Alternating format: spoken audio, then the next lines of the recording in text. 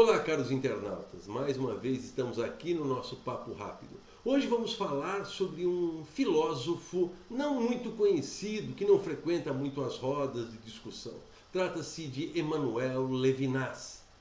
E eu dedico este nosso Papo Rápido de hoje às colegas Débora e Daniela, da Unesp de Rio Claro, as professoras Débora e Daniela. Elas estavam outro dia conversando comigo sobre este pensador e eu resolvi colocar essa nossa conversa aqui no nosso Papo Rápido. Quem foi Emmanuel Levinas? Bom, foi um filósofo judeu e podemos até dizer grosseiramente que foi sim um filósofo ligado ao judaísmo.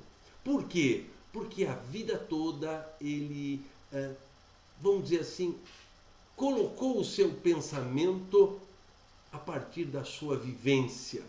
E a vivência de Emmanuel Levinas foi algo bastante considerável. Nasceu em 1906 na Lituânia e faleceu em 1995. Ele se naturalizou francês. E ele teve uma participação nos acontecimentos tanto da Revolução Russa quanto da Segunda Guerra Mundial. Por ser judeu, ele foi muitas vezes expulso de onde estava. E por ser judeu, na Segunda Guerra Mundial, teve sua família morta em campos de concentração. Ele só não foi morto em campo de concentração porque foi capturado como militar na guerra. Mas ele experimentou de perto o fato de ser perseguido simplesmente por ser judeu. E ele sempre esteve interessado nas suas reflexões filosóficas, que nunca deixaram de lado os seus aprendizados na Torá e no Talmud judaicos, né? Ele sempre esteve interessado na ontologia. E o que é ontologia? Bem, grosseiramente, ontologia seria o estudo do ser, aquilo que caracteriza algo, aquilo que está na essência de cada coisa ou de cada um de nós, seres humanos.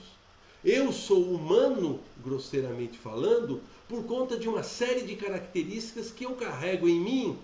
Essas características não só me fazem humano, mas me fazem ser considerado pelos meus semelhantes como alguém de uma determinada forma, de uma determinada essência.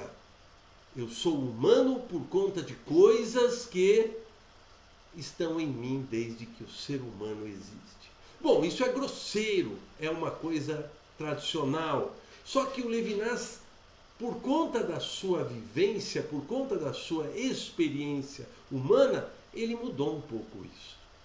Ele chegou a dizer, num determinado momento da sua vida, que a Torá vem antes de Deus.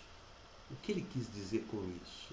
Bem, a Torá é o livro judaico, por excelência, que trata daquilo que move um povo judeu, aquela forma ética, a sua moral, a sua organização.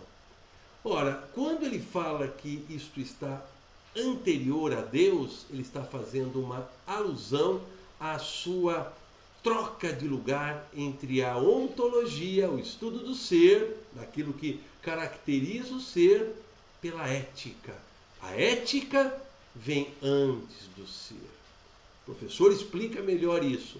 Bem, pessoal, o que eu sou, se você for tratar a mim, ser humano, ou a mim, professor João, ontologicamente, você vai buscar características minhas que possam me definir como ser João. E a partir disso, a partir deste momento em que eu sou João, eu vou transitar pelo mundo, fisicamente e eticamente. Pois o nosso amigo Levinas trocou isso de lugar. Levinas colocou antes do ser, antes do meu estudo, da minha consideração ontológica, a minha ética. Como assim a sua ética? A minha relação com o outro. a minha relação com a alteridade. Ou seja, antes de eu ser, eu vou me relacionar com o outro. A partir da minha relação com o outro, daquilo que eu fizer do meu contato com o outro, eu vou me definir como ser. Vejam que troca interessante, pessoal. Vejam que eu não sou aquilo que me caracteriza fisicamente, intelectualmente, culturalmente. Eu sou, antes de tudo isso, aquilo que eu constituir, aquilo que eu construir com o meu semelhante. Muito interessante isto. Eu só posso me definir a partir do meu contato, a partir do diálogo, a partir da minha inserção na vida do outro e do meu espaço para que o outro também abarque aquilo que eu considero em minha vida. Muito interessante, muito humano e um exemplo, talvez, para todos nós, que pensamos muitas vezes no outro por aquilo que ele é, por aquilo que nós o consideramos. Nosso mundo hoje é marcado por guerras que acontecem apenas porque o fulano de lá não é igual a mim, porque ele tem uma outra essência diferente da minha. Pois Levinas, que foi perseguido, e ao contrário de muitas pessoas perseguidas, não partiram para fazer do seu pensamento uma retaliação a essa perseguição, ele falou, não, antes de eu ser qualquer coisa, eu vou me relacionar com o outro. A minha essência, o meu ser ontológico só vai se caracterizar se eu me der ao outro. E ele tinha um pensamento muito interessante. Ele fala, o bem em contraposição ao mal está antes da minha caracterização como ser. Eu sou a partir do momento em que eu realizo alguma coisa que vença a tristeza, a dor, o mal que existe na humanidade. Levinas traz para a gente uma dica muito interessante de olhar para o mundo, inclusive para o nosso país hoje, onde as pessoas estão se olhando a partir do que o outro pensa diferente dela. Se ele não pensa do meu jeito, então ele não presta. Existem até nomes, nomenclaturas, apelidos que a gente coloca nos outros se não pensam como a gente. Interessante, né?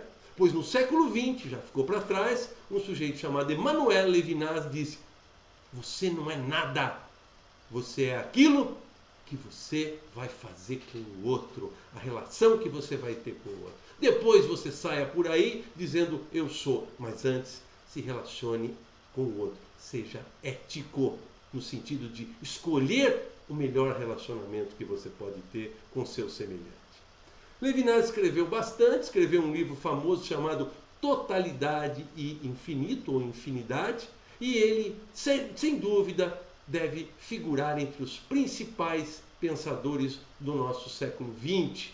Agora, por que isto? Porque, apesar de pensar muito, apesar de invadir os domínios da filosofia para criar coisas novas, ele pensou, antes de qualquer coisa, na relação que a gente pode ter com o nosso próximo. Isto vai determinar quem nós somos. Eu não sou nada antes de ter uma relação voltada para coisas boas com o meu semelhante. Isso não tem nada a ver com religião, apesar de Levinas ter bebido nas fontes do judaísmo. Ele pensou filosoficamente, ele pensou racionalmente. E o que ele fez? Ele decidiu que, sem a gente buscar coisas boas, sem a gente buscar melhores situações entre nós, a gente não é nada. E olha, hoje em dia, o pensamento de Levinas deveria ser muito melhor considerado e analisado. É isso, pessoal. Espero que tenha feito algum sentido esse nosso discurso, essa nossa fala. E obrigado a Débora e a Daniela pela dica, porque eu tenho certeza que muitos de vocês vão gostar deste pensador. E, com certeza, já estão curiosos para ler um pouco mais dele e sobre ele. Grande abraço a todos vocês e a gente se vê no próximo Papo Rápido.